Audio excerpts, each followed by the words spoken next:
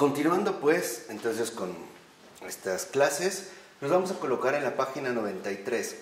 Y vale la pena también destacar que este proyecto, esta cristología experimental, requiere todo un proceso de madurez y de creatividad, ¿no?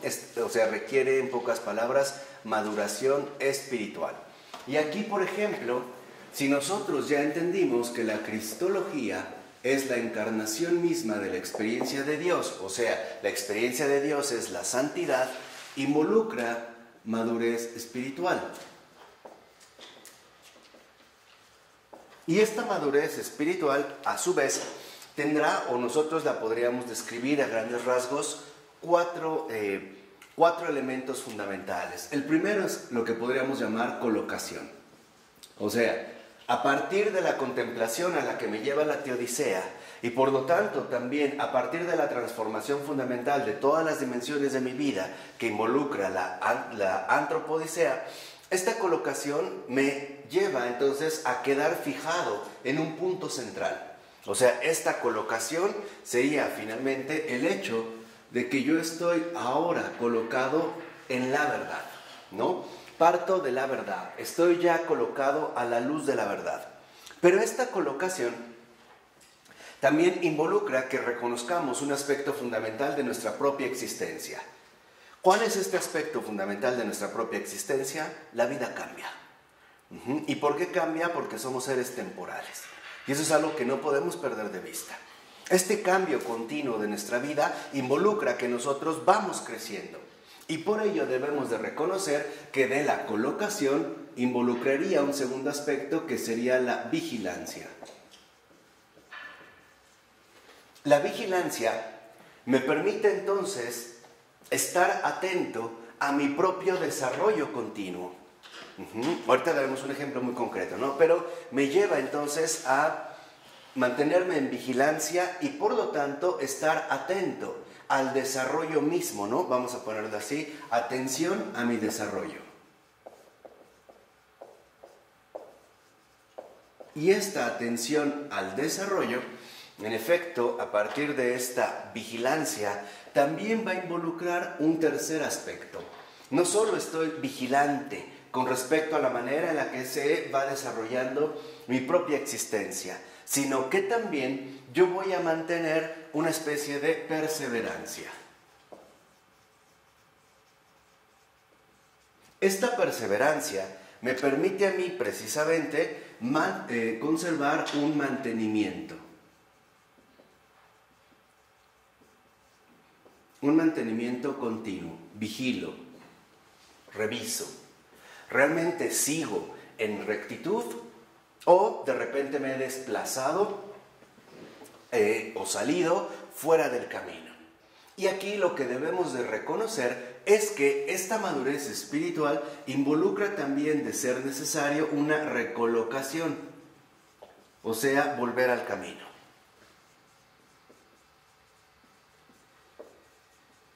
¿Qué significa esto? Significa que la madurez espiritual es un proceso, y es un proceso vivo. En este proceso vivo, por ejemplo, puede ser que yo haya pasado del error a la verdad. Por ejemplo, el haber llevado una determinada vida desordenada. O pongámoslo más concreto, que yo durante mucho tiempo fui partícipe de la mentira. O sea, mentía, ¿no? Bajo ciertas condiciones, circunstancias, por lo que sea, pero yo mentía. Pero una vez que yo realmente entro a la dinámica de la gracia y soy colocado a la luz de la verdad, reconozco y acepto, por ejemplo, que la mentira no es compatible con la vida cristiana. Ahora, al llevar a cabo esta madurez espiritual, necesito estar vigilante y poner atención en el hecho de que me mantenga firme en el camino o en la ubicación que ahora, o el lugar que ahora me corresponde. De tal forma que entonces esta vigilancia me lleva a darme cuenta de que debo estar atento a las inclinaciones que voy a ir superando poco a poco. Por ejemplo, si antes se me hacía muy fácil mentir, ahora por lo menos a través de esta vigilancia voy a intentar no hacerlo. Y por lo tanto mi perseverancia consiste en que yo me mantenga firme en esta nueva colocación que me ha sido otorgada, ¿no? Que me ha sido otorgada a la luz de la verdad. Ahora, ¿qué pasa si caigo? Y esto es muy común, esto es muy importante para entender el crecimiento espiritual. Si yo caigo, en realidad no hay problema, porque es parte fundamental de la madurez espiritual. Lo que sí tengo que hacer es volverme a recolocar en mi postura inicial. Entonces, lo que vemos es que la madurez espiritual es una postura, pero esta postura involucra un crecimiento continuo. Y en este crecimiento continuo, ¿no? Esta postura, que es en este sentido crecimiento continuo, también involucra correcciones frecuentes. Por ejemplo, si yo me decidí por la verdad y por tanto romper todo vínculo con la mentira y me he mantenido, he logrado perseverar en esta postura a lo largo del camino, a pesar de situaciones que implicaran asumir ciertas incomodidades o pasar ciertas dificultades, incluso en el trabajo, por ejemplo, ya no fomento la corrupción, etc. Y por algún momento yo vuelvo a mentir, yo no tengo por qué asumir una postura de derrota, el derrotismo, ¿no? Por ejemplo, decir, híjole, ya mentí, entonces pues ahora voy a volver a mentir como antes. Esto es el fracaso espiritual. O sea, podríamos decir, el fracaso espiritual se da cuando no seguimos empeñados en el esfuerzo inicial. Ese es un fracaso espiritual. O aquel que, por ejemplo, haya decidido dejar de beber porque no controla el alcohol y en algún momento toma una bebida, una cerveza o qué sé yo, y entonces dice, bueno, híjole, ya me tomé una, pues entonces ahora me voy a tomar las 40 botellas que no me tomé en este mes. Eso es el fracaso espiritual. Lo que tengo que hacer es aceptar con humildad mi debilidad y volver nuevamente a solicitarle al Señor que me ayude a volver a mi propósito inicial. Esto es crecer. Porque a veces tenderíamos a pensar falsamente que solo crecemos espiritualmente cuando no nos equivocamos. Y eso es perder de vista la realidad concreta de nuestra propia humanidad. ¿Por qué? Porque nuestra humanidad, en efecto, también posee muchísimas debilidades. Y por lo tanto, no debe sorprendernos el hecho de que caigamos o recaigamos en vicios o actitudes desordenadas que durante algún tiempo hemos podido superar. En pocas palabras, lo que debemos de reconocer y por lo tanto recomendar es que esta postura en general está basada ante todo en dos realidades fundamentales: miseria y misericordia. Por eso, por ejemplo, San Benito decía que jamás hay que desesperar de la misericordia divina. Jamás. O vamos a suponer una persona que se había propuesto vivir en castidad y lo había logrado durante muchos años de su vida y en algún momento vuelve a incurrir, digamos, en la fornicación. Bueno, lo que hay que hacer es aceptar nuestra miseria, pero al mismo tiempo convocar la misericordia divina, invocar la ayuda divina. ¿Para qué? Para que nosotros nos propongamos seguir adelante. En este sentido podríamos decir, ¿quién es el hombre perfecto? ¿O por qué Jesús nos dice sed perfectos, como vuestro Padre es perfecto? Porque el hombre perfecto es aquel que nunca se cansó de intentarlo. Ese es el hombre perfecto. O sea, el hombre perfecto es el que nunca se cansó de continuar en el camino de la perfección. Entonces, lo que vemos es que no podemos suponer que ya hemos alcanzado un nivel tal de perfección que estamos exentos de volver a caer o recaer. Debemos simplemente reconocer la dinámica misma de nuestro crecimiento. Y a través de este crecimiento entenderemos muchas cosas. Por ejemplo, que los fracasos que se pueden dar en nuestro desarrollo espiritual, nuestras faltas, ya sean leves o grandes, graves o pequeñas, nos enseñan a darnos cuenta que aún no hemos terminado. Nuestra labor de crecimiento espiritual terminará justo en el instante mismo de morir. Ahí terminará, no antes. porque si no puede ser que caigamos en una tentación y suponer que ya alcancé tal grado de perfección que estoy, digamos, como exento de incurrir en errores. No, simplemente lo único que nos interesa es seguir en camino, ¿no? Mantenernos en marcha, continuar la marcha, es decir, continuar fieles en este sentido a la experiencia de Dios. Por ello, a partir del segundo renglón, en el segundo párrafo, cuarto renglón, es que Florensky va a hablar de la praxis martirial. La praxis martirial es justo, aquí sí, el culmen de la madurez espiritual. La praxis martirial.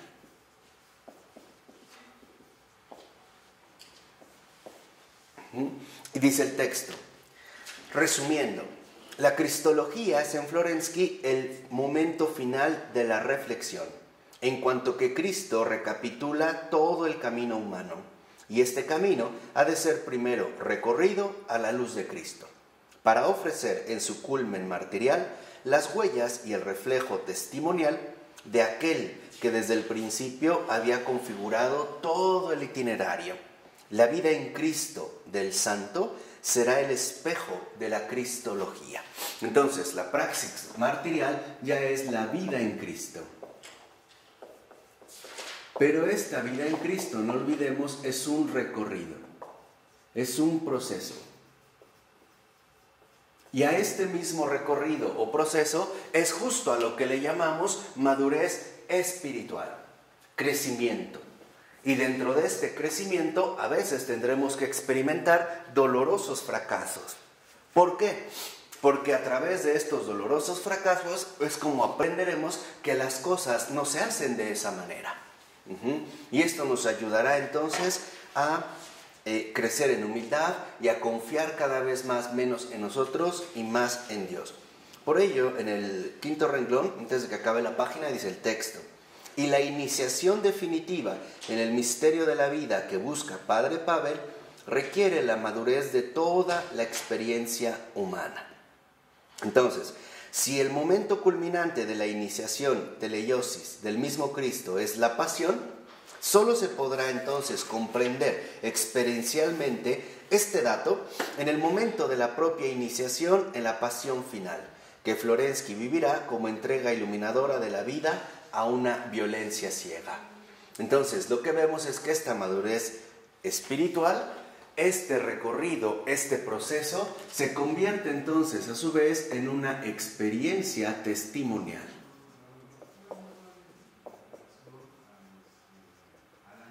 Y es justo esta experiencia testimonial la que en muchos casos, como en el propio caso del Padre Pavel, terminará finalmente en un testimonio luminoso, aún dentro de unas circunstancias o condiciones, en este sentido, plenamente drásticas, ¿no? O podríamos decir tenebrosas.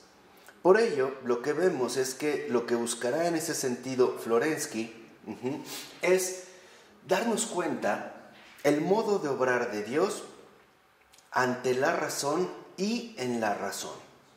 A esto es a lo que le llama precisamente Florensky la autojustificación de Dios.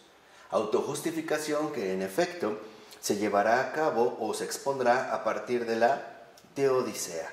Y entonces lo que vemos en este sentido es que la experiencia testimonial es la divinización completa de la persona.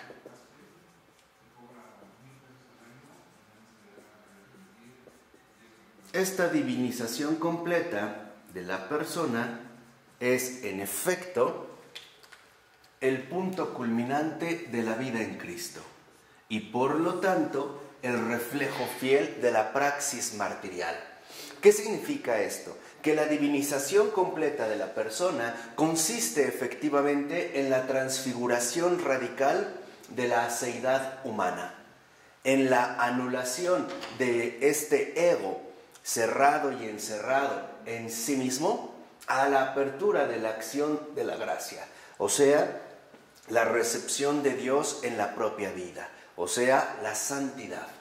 Entonces, lo que vemos es que la praxis martirial no significa necesariamente que nosotros hemos de morir bajo un determinado tipo de violencia. ¿no? Decapitación o fusilamiento o algo. No, se refiere a que en realidad hemos atravesado, como lo veremos hacia el final del texto, la auténtica muerte espiritual. Porque la muerte espiritual, en pocas palabras, la podemos resumir de la siguiente manera. Y esta es la praxis martirial. No yo, sino Él. Esa es la divinización completa de la persona. Significa que ahora, en efecto, Dios se ha hecho todo para nosotros. Dios es el todo a partir del cual nosotros, en efecto, iremos, ¿no?, adquiriendo cada vez más esta transfiguración y, por lo tanto, la madurez espiritual. Este es, digamos, el fondo mismo de la vida en Cristo. La praxis martirial que nos lleva a la anulación de mí mismo en favor de Él, a la anulación de mi propio pecado a favor de la gracia, a la, digámoslo así, a la suplencia, como le diría Santa Gertrudis de Jeftá, la suplencia fundamental de mi pobreza por su riqueza, de mi pecado por su santidad, de mi límite por su ilimitación, o dicho de otra manera, de mi pobreza por su gracia. Este es el punto culminante de la praxis martirial. De tal manera que entonces lo que vemos es que, en efecto, Florensky va a destacar la experiencia de la santidad divina tanto en el culto como en el sacramento, asumidos precisamente como una dinámica cristológica de encarnación. ¿Por qué? Porque esta dinámica cristológica santifica y renueva el corazón del hombre y transforma así toda la realidad humana, cultural y cósmica. Por ello, si nos vamos a la página 95, a partir del primer párrafo dice el texto: el planteamiento de Florensky propone como necesariamente unidas la cuestión de la justificación de Dios con la de la justificación del hombre, moviéndose de este modo en el surco de la teología paulina de la justificación y en general de la teología de la gracia como divinización propia de la tradición oriental. Un acoplamiento de ambas cuestiones la podemos encontrar ya en el apologista del siglo II, Teófilo de Antioquía. ¿Qué es lo que dice Teófilo de Antioquía? Si me dijeses, muéstrame a tu Dios, yo te respondería, muéstrame a tu hombre, y yo te mostraré a mi Dios. ¿No? Aquí es lo que decía Teófilo de Antioquía. O sea, realmente, al mostrar el tipo de hombre que se manifiesta, ahí veremos el tipo de Dios del que se trata. O sea, no podemos desligar en ese sentido a Dios y hombre, sino que en efecto están en una sinergia o en una colaboración mutua donde la presencia viva de Dios se refleja precisamente en la presencia viva de un hombre, en este sentido de un ser humano.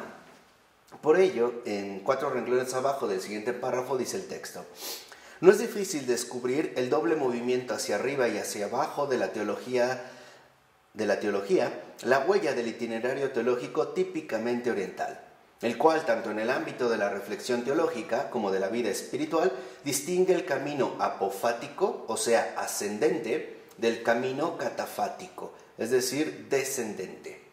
Se ve también reflejada en el doble movimiento florenciano la alternancia entre la teoría y la praxis en el camino contemplativo. Entonces, lo que vemos es que en efecto para Florensky, tanto el ascenso como el descenso, en este caso lo apofático, lo que nos eleva a la contemplación, como lo catafático o descendente que nos lleva a la encarnación, representan la dinámica misma de la experiencia de Dios. Entonces, por ello es que para Florensky era muy importante en este sentido captar el carácter simbólico de toda la realidad. Tan es así que ahora para Florensky el símbolo es, digamos, el eje mismo de su visión del mundo. Ya habíamos dedicado una clase anterior para hablar del símbolo. Por eso ahora nada más lo menciono, porque el símbolo se va a convertir, digamos, en el elemento fundamental para comprender esta dinámica antinómica que de hecho configura todo lo real. Por ejemplo, santidad, pecado, Dios, hombre, impotencia humana, omnipotencia divina, etcétera, etcétera, etcétera, ¿no? Teórico y práctico, en lo apofático o ascendente y lo catafático, descendente. Y para ello, por ejemplo, se va a basar también Florensky en el poeta ruso Ivanov. ¿En qué consiste, digamos, este simbolismo? Lo vemos en la página 96, en la primera cita. Dice Florensky: el ascenso desde lo real hasta lo más real, en esta vertical, el símbolo puede tener diversos grados de participación en la realidad superior, desde las realibus, es decir, la mera transparencia de la realidad que late en las cosas, hasta el contacto esencial con lo simbolizado en aquello que lo simboliza, con lo trascendente en lo inmanente, con lo noumenal en lo fenoménico. O sea, lo que interesa en este sentido a Florensky es que nos demos cuenta que el no yo, sino él, es lo más real.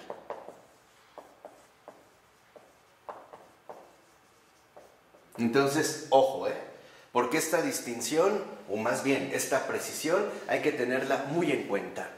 Florensky para nada está diciendo que el yo sea algo irreal. Lo que está diciendo es que él es más real que yo. Y por lo tanto es un paso fundamental que debemos de entender de manera simbólica. La unión de los dos mundos está presente. Comenzamos por lo real, sí, el yo, pero no lo es todo. El yo no agota la realidad. Hay algo más real que yo. Y esto más real que yo es precisamente él. En este caso, Dios, como para poner las cosas precisamente en orden. Por ello lo vemos en el tercer párrafo, renglón, antes de que acabe la hoja. La teodicea asciende, lo que dijimos en contemplación, desde la experiencia humana, interpretada cristológicamente hasta el conocimiento místico de Dios. O sea, partimos de lo real, la razón, hasta lo más real, la contemplación. Partimos del hombre, que es algo real y concreto. Dios no engaña, Las cosas creadas por Dios no son un engaño, como supondría, por ejemplo, a lo mejor algún discípulo trasnochado de Platón. Esta cosa es una apariencia o algo engañoso. No, es real, pero no es lo más real. Hay algo más. Y por eso la línea simbólica nos invita a enriquecer todas las dimensiones mismas, tanto de nuestra existencia como de la creación entera. Dice: en el acto del culto, como cumbre, desde la que desciende el movimiento de la antropodicea y a la luz de la experiencia religiosa que sucede en su seno, o sea, el reconocimiento, apertura a la realidad absoluta, veremos la luz de todo aquello que en el mundo es real. Entonces, si ustedes lo ven, en el caso de la teodicea vamos de lo que es real a lo más real, del pensar a la contemplación. Y en el caso de la antropodicea se da precisamente el movimiento contrario. Vamos desde lo más real, en este caso Dios, a lo real, al hombre. Piensen en la encarnación del propio Jesús. Él va en la encarnación de lo más real, que es Dios mismo, Él es Dios, a lo real, el hombre. Y por lo tanto, ambas fases, tanto la teodicea como la antropodicea, se complementan para articular en último término la unidad fundamental. Entonces, vemos que no yo, sino Él es lo más real. Significa que nosotros estamos llamados a captar esta unidad integral que impregna y condiciona todas las cosas. O sea, debemos de aprender a crecer. Debemos de aprender en esta madurez espiritual que lo real no se agota en sí mismo, sino que lo real todavía nos conduce o apunta a algo más real todavía, a algo más grande. Entonces, cualquier cosa creada es real, pero ahí no se agota la realidad. Hay otra dimensión más real. Podríamos decir, podemos contemplar en la materia, que es algo real, todavía una dimensión aún más real. En este caso, la dimensión espiritual. Y justo al revés. Esta dimensión de lo más real, lo espiritual, se nos hace accesible precisamente a través de este descenso a lo real. Dios, que es lo más real, en efecto, se hace real para nosotros en su creación. Y por lo tanto, debemos nosotros también captar cómo a través de esta creación, que es algo real, podemos elevarnos de nuevo hasta lo más real. Por ello, lo que vemos es que, en última palabra, este tránsito de lo real a lo más real, o sea, la teodicea, y de lo más real a lo real, o sea, la antropodicea, es justo lo que configuran el misterio. Esto es el misterio para Florensky. El misterio nos involucra que queda algo por allá, inaccesible. El misterio involucra que nosotros pasamos de lo real a lo más real y que también captamos lo más real, el paso fundamental de lo más real a lo real. Lo dice al iniciar el segundo párrafo en la 97. Podemos finalmente en esta clave fundamentar nuestra interpretación de la teología de Florensky precisamente sobre la capacidad integradora que la misma palabra misterio, a partir de San Pablo, ha desarrollado en el seno de la teología cristiana. Entonces, este paso, ¿no?, de lo real a lo más real, vamos a decirlo así, lo real creado, ya hacia el hombre, la creación, etc., a lo más real, Dios, y el otro tránsito de lo más real, o sea, Dios, a lo real, o sea, a lo creado, es justamente el misterio.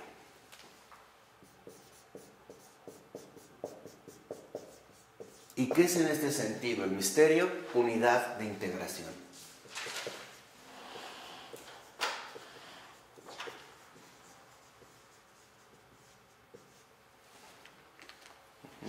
Para Florensky, el misterio es un enriquecimiento fundamental que nos permite captar la dinámica espiritual de todo lo dado. De lo real creado a lo más real, Dios, o sea, teodicea, del pensar al contemplar, a la dinámica catafática o descendente de lo más real Dios a lo real, o sea, antropodicea. Aquí es donde nosotros debemos de captar muy bien la dinámica fundamental de la gracia. ¿Por qué? Porque la dinámica fundamental de la gracia, en efecto, atraviesa estos dos momentos.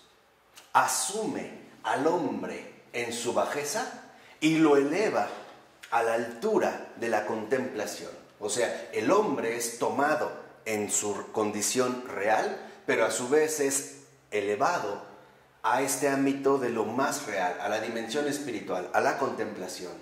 Y al revés, la gracia que viene de Dios de lo más real se encarna de manera concreta en lo real, en este caso en el hombre. Entonces podemos decir, el hombre es elevado a Dios y Dios mismo también desciende al hombre. Este sería, digamos, como la dinámica fundamental, ¿no? El transcurso en el cual la propia gracia se va a ir desarrollando.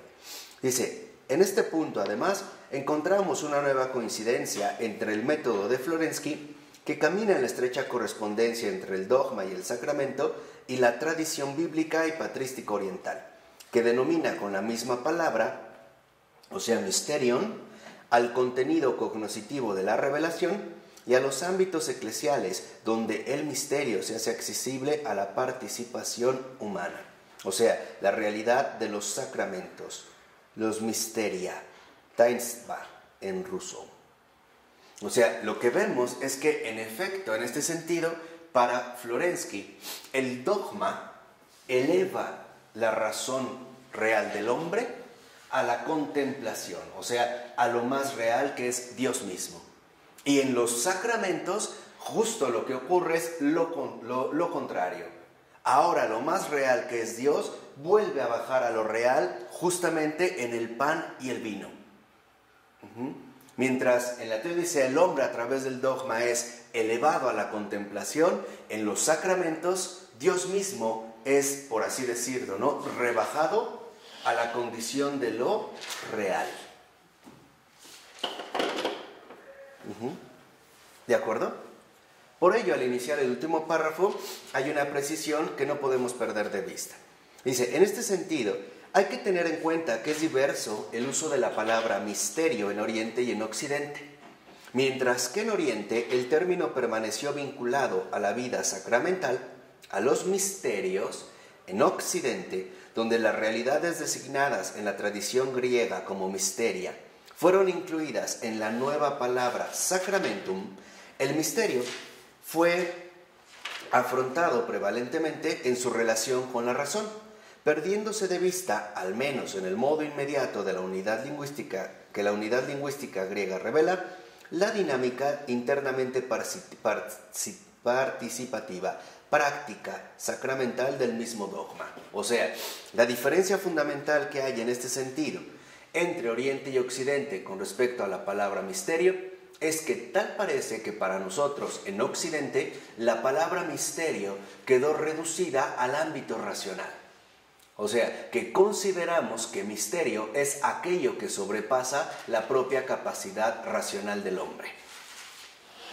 Y por ello podemos decir que ahí donde acaba la capacidad racional del hombre, ahí empieza el misterio, ¿no? Podríamos decir, sería lo metarracional, lo que queda más allá de nuestra capacidad racional. En cambio, para Oriente, el misterio no solo se refiere al ámbito racional, sino que ante todo quedó finalmente vinculada con la realidad sacramental. O sea que no era una cuestión enteramente intelectual, sino que tenía que ver también en este sentido con el paso de lo más real a lo real. Y por lo tanto como esta realidad sacramental, ¿no?, como esta unidad de integración. Mientras que para nosotros, quizá más apegados a la tendencia racionalista, el misterio quedó como aquello que la razón no puede alcanzar. Por ello, lo que vemos de retomar es cómo desde temprano, desde muy pronto, se buscó, de hecho, ¿no?, la reflexión cristiana buscó mantener unidas la dimensión sacramental y la dogmática, o sea, la lex orandi y la lex credendi, como de hecho se muestra en un texto de San Irineo.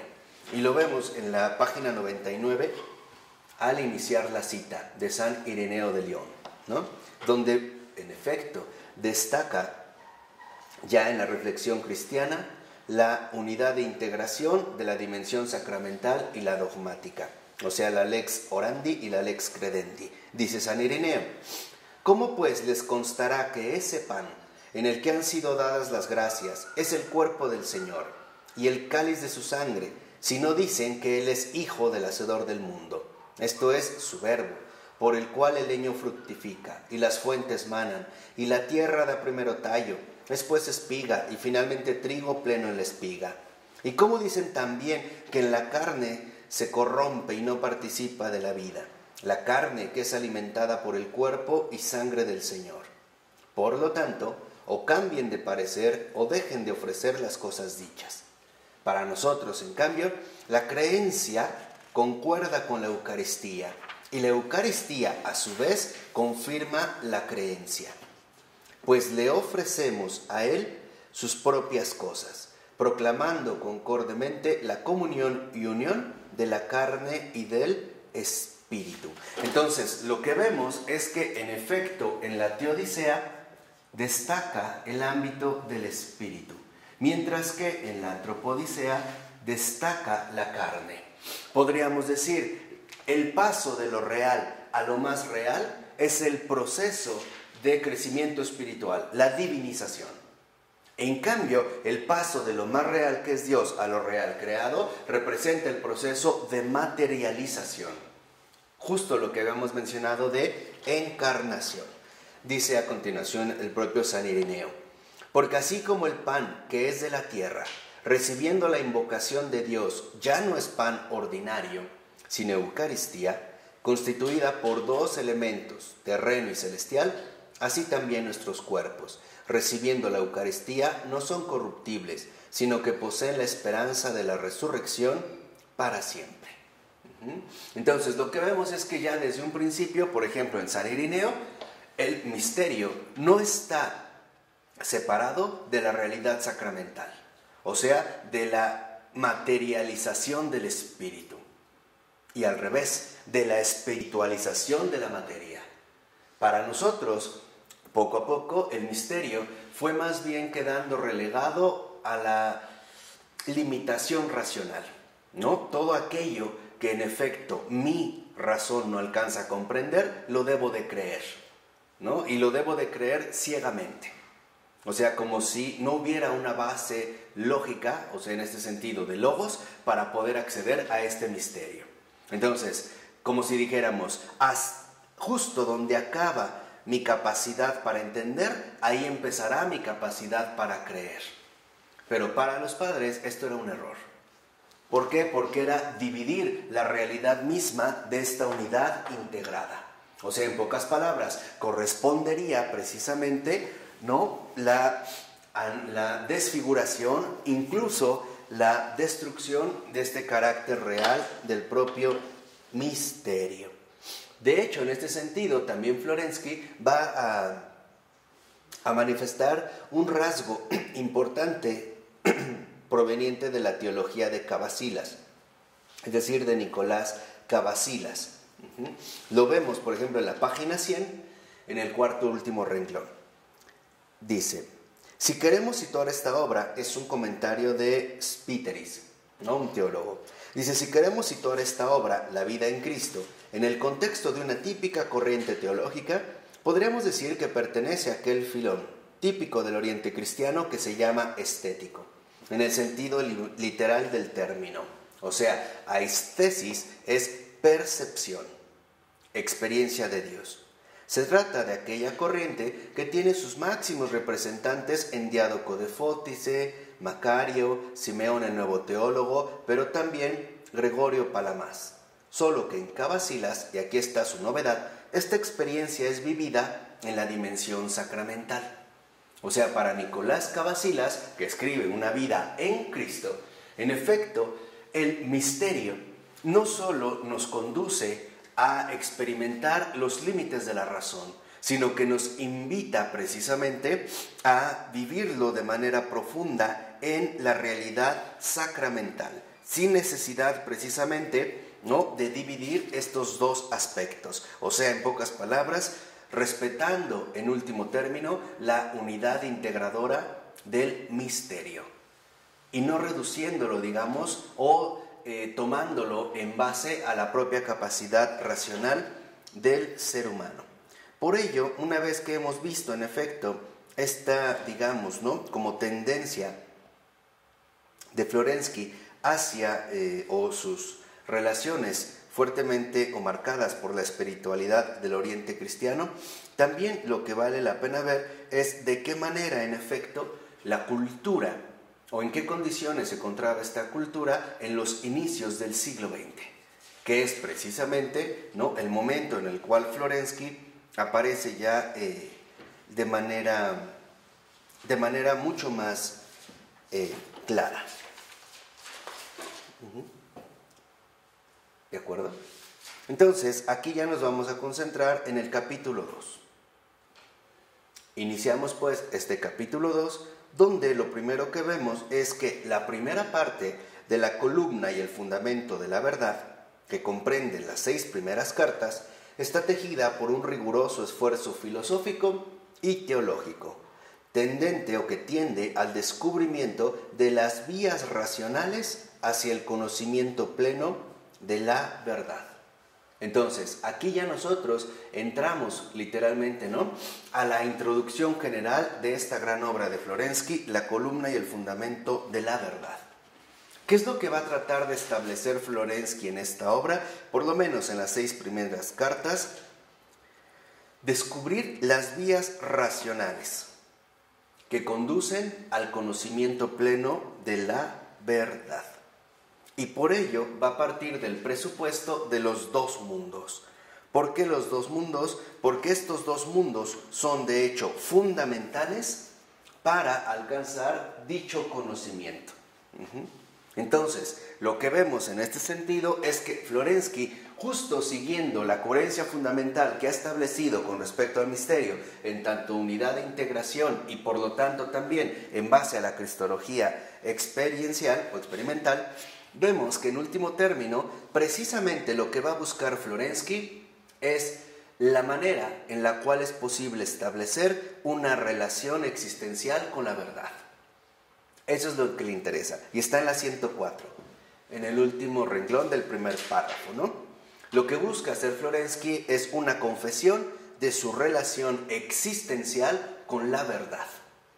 Y por lo tanto, buscar recuperar precisamente la riqueza fundamental que posee el misterio.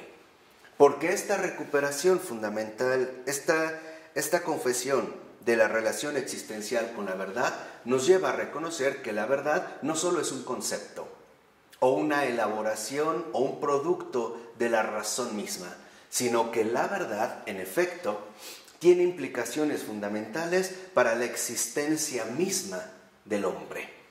Y por lo tanto, podríamos decir, la verdad no es algo inerte o muerto, algo que no tiene nada que ver con la dimensión existencial de la vida del hombre. O dicho más brevemente, lo primero que reconoce Florensky es que la verdad sí afecta la vida humana. Y al revés, la ausencia de la verdad, en efecto, repercute en la vida del hombre. O sea, podríamos decir, para Florensky, en este primer momento, vida y verdad se conjugan. ¿Qué quiere decir? También fundamentan esta unidad de integración. Entrar en contacto con la verdad significa, a su vez, entrar en contacto con una nueva vida. Por ello, para Florensky queda bastante claro que una persona que no entra en contacto con la verdad sufrirá las consecuencias en su vida. ¿Y cómo será este tipo de vida? Será un tipo de vida, por ejemplo, regido por la demencia, por la locura y ante todo por la muerte. San Pablo lo decía en la primera carta a los tesalonicenses, ¿no? Cuando San Pablo dijo, ustedes son hijos de la luz y del día, no de la noche y las tinieblas.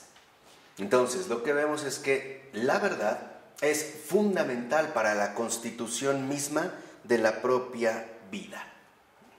Por ello, para Pavel Florensky, en la 105, más o menos a la mitad del inciso B de este párrafo, dice el texto, el comienzo de esta búsqueda, o sea, de esta relación existencial con la verdad, será la intuición de la realidad del otro mundo, a partir de la experiencia de la muerte del amigo.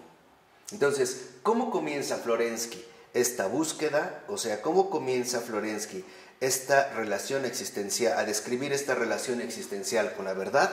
A partir de la intuición del otro mundo como algo real, y que lo intuye a partir precisamente de la muerte de un amigo, ¿no? Y una de las líneas fundamentales en las que en efecto, por ejemplo, Florensky empieza como a profundizar en este aspecto está en la 106, en esta cita larga, ¿no? de esta carta, este inicio de la columna. En el primer párrafo, más o menos unos 7 renglones antes de que acabe este primer párrafo, dice Florensky, aquí el reposo eterno, allí afuera un incesante movimiento. O sea, todo está como siempre. Este como siempre es fundamental para ir comprendiendo justamente la intuición profunda de Florensky. Lo que en efecto Florensky parece intuir es que no todo puede seguir como siempre. Que en pocas palabras, ante la muerte tal parece intuir que debería haber un otro mundo, donde en efecto las cosas no fueran iguales. No fueran en este sentido incluso hostiles o degradantes como nosotros lo vamos viviendo. Por eso en la 107, en el tercer renglón, dice Florensky: en ti la primavera y en mí el otoño, siempre otoño. O sea, Florensky intuye en pocas palabras que el otro mundo aparecerá como una primavera, como una fuerza renovadora. Por eso dice Florensky al iniciar el segundo párrafo: el alma parece encontrarse a sí misma a la vista de esta muerte, presintiendo palpitante la resurrección. Entonces ahí está lo fundamental. Florensky intuye el otro mundo precisamente como resurrección, como una primavera fundamental en la que esta situación, como siempre, esta situación gris, monótona e incluso que parece conducirse en declive y dirigirse hacia la muerte, no es la única realidad. O sea, Florensky capta lo real, sí, pero también intuye que hay algo más real. Está ahí ya entonces llevando a cabo su vivencia simbólica. Y se pregunta en este mismo párrafo, al tercer renglón, antes de que acabe. Dice: pero mi conciencia se inquieta. ¿Qué has hecho tú por ellos? Y bien, ya no están. Y un abismo se extiende entre ellos y yo. ¿Qué quiere decir? Que acá hay otra intuición fundamental de Florensky. ¿Cómo poder recuperar el tiempo perdido? Este tiempo perdido, ¿no?, que a su manera describiera Marcel Proust, por ejemplo, en esta gran obra, ¿no?, En busca del tiempo perdido, donde en efecto tal parece que si solo está este mundo, todo quedaría perdido. Quedaríamos, digamos, condenados a un fracaso irremediable donde no podríamos reponer absolutamente nada. Por eso es que dice Florensky, ¿no?, ¿qué has hecho tú por ellos? Ya no están. Y tal parece que un abismo se extiende entre ellos y yo. La imposibilidad, por ejemplo, de remediar las carencias, las faltas, las desatenciones, etc. Y esta misma necesidad a Florensky lo lleva finalmente a dirigir su atención hacia ese otro mundo. Por ello, en el párrafo siguiente, en el penúltimo, dice Florensky: sin dejar de afluir con una nitidez imborrable, se presentan a la conciencia todos los pecados, todas las pequeñas bajezas, las pequeñas faltas de atención, el egoísmo y la frialdad de corazón, que han ido poco a poco deformando el alma, se imprimen en ella cada vez más profundamente, como si fueran letras de fuego. Nunca ha habido nada abiertamente malo, nunca ha habido un pecado claro y tangible, pero siempre, siempre, Señor, pequeñeces, un montón de pequeñeces, y echando la vista atrás, no veo más que maldades, nada que sea bueno, oh Señor. Entonces, también aquí Florensky, ¿no?, empieza, digamos, a indagar a fondo en este montón de pequeñeces que pareciera, en último término, como adormecernos y llegando a considerar que nunca ha habido nada abiertamente malo. En pocas palabras, que nunca ha habido realmente un pecado grave y declarado, que son como pequeñas faltas, ¿no? Como las personas que dicen, bueno, es que en realidad, pues sí, ¿no?, tengo mis fallas, como todo hombre, nadie es perfecto, pero pues nada grave. Pero olvidan que todo este montón de pequeñeces, en efecto, terminan desfigurando por completo nuestra propia realidad de vida, ¿no? San Agustín tenía un ejemplo parecido cuando hablaba, por ejemplo, de los pecados capitales, que sean capitales, y los pecados veniales, ¿no? Decía San Agustín: le ponemos mucha atención a los pecados capitales, pero descuidamos los pecados veniales. Dice, ¿por qué? Porque son como un grano de arena. Pero no te olvides que muchas de estas pequeñeces, muchos de estos pecados veniales, así como muchos granos de arena, conforman enormes playas. Entonces lo dice en la 108, en los dos últimos renglones, ¿no? Florensky dice: todo se desliza en remolinos hacia el abismo de la muerte. Uno solo permanece. Entonces, lo que tal parece en este sentido detectar Florensky es que, en efecto, pareciera que todo se desvanece, todo pareciera conducirse hacia el abismo de la muerte. Y no obstante, en efecto, uno solo permanece. Ahí empieza a ver, ¿no? Todo parece cambiar, pero algo permanece, ¿no? Hay algo que continúa invencible ante este remolino que conduce al abismo de la muerte. Por ello, no es casual que en efecto este libro de Florensky se abra y se cierre con el tema de la amistad. En este caso, como lo hemos visto, comienza en efecto hablando de la muerte de un amigo. Al iniciar el otro párrafo, más o menos 5 renglones de que inició, dice el texto: en el amigo se toca un alma, y la amistad, vínculo eterno, es el reflejo del mundo de la eternidad, uno de los lugares noumenales donde los dos mundos se encuentran y se transparenta el rostro de Dios. Entonces, lo fundamental es que también para Florensky un amigo es lo que nos abre justamente las puertas para este otro mundo, porque en un amigo se toca un alma y por lo tanto uno adquiere un vínculo eterno.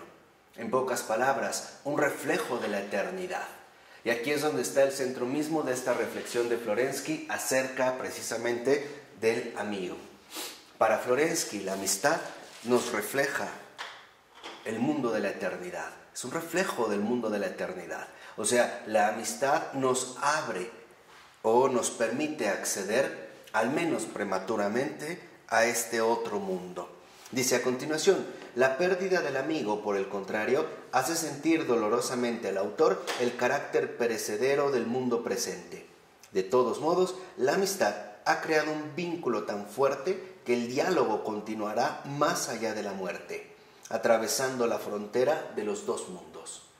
Entonces, lo que vemos que intuye Florensky es que no todo acaba con la muerte, que no todo es muerte, sino que hay algo que permanece, hay algo todavía más fuerte precisamente que la muerte. Por ello, lo que vemos es que en esta 108, a partir del tercer último renglón, dice el texto: ¿qué significan en nuestro autor estos otros mundos? La consideración de toda la realidad como dividida en dos mundos, que serán en último término el ámbito de la vitie, el ser concreto empírico en busca de sentido, o sea, lo real, y el smysl, la espesura ontológica del ámbito de la idea, profundísimamente real, o sea, lo más real, es la base de todo el simbolismo teológico de Florensky. Entonces, lo que vemos es que la base de todo el simbolismo teológico de Florensky consiste justamente en lo real. Bueno, entonces, lo que precisamente decíamos en este sentido es que esta expresión simbólica que nos transmite Florensky, precisamente lo que pretende es afirmar la dimensión espiritual de la realidad. Ese es el propósito, ¿no? Expresar la dimensión espiritual de la realidad.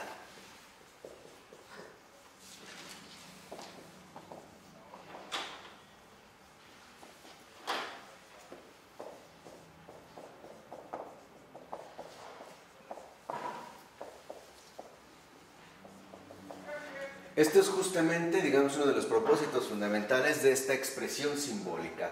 Expresar la dimensión espiritual de la realidad. ¿Qué quiere decir? Que nosotros logremos captar de manera simbólica, ¿no? Este sería el simbolismo. Lo real y lo más real.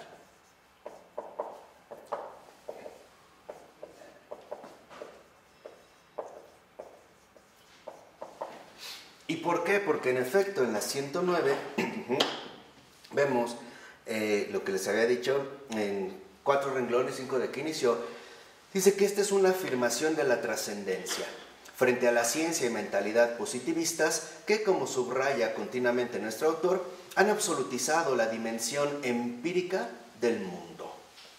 En pocas palabras, también Florensky se está oponiendo a una cultura, ya una época marcada por el materialismo, el cientificismo y en general esta mentalidad positivista que considera que todo se reduce a lo material, o sea, a la dimensión empírica del mundo, empobreciendo por tanto nuestra experiencia de vida.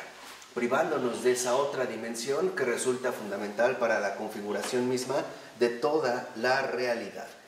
Por ello va a insistir Florensky que debemos recuperar el carácter ontológico del mundo espiritual. Y eso es lo que busca también con el simbolismo, recuperar el carácter ontológico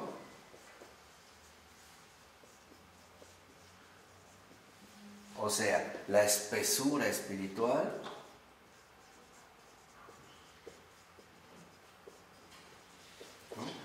recuperar el carácter ontológico del mundo. Captar su ser. O, incluso mejor, captar la integridad de su ser. Y este ser que es visible e invisible.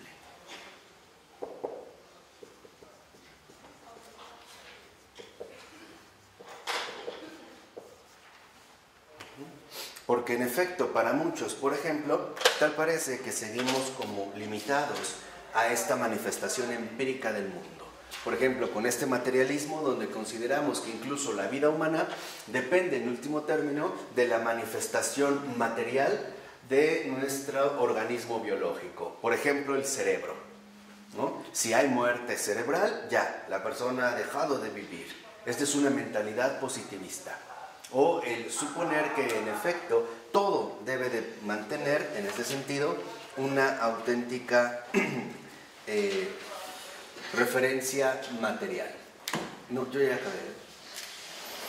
Entonces, aquí lo que vemos es que, en efecto, nosotros estamos llamados a recibir de Florensky este simbolismo, el captar esta dimensión espiritual de lo real que nos lleva de lo real a lo más real y por lo tanto recuperar el carácter ontológico del mundo, o sea, captar su espesura, no solo limitándolo a su lado empírico, sino también captando su dimensión espiritual. Es decir, metafísica, más allá de lo que nosotros vemos, tocamos o sentimos. ¿De acuerdo? Y esto es lo que nos irá explicando Florensky después, más adelante. ¿De acuerdo? Hasta aquí lo vamos a dejar. ¿Okay? En nombre del Padre, del Hijo y del Espíritu Santo.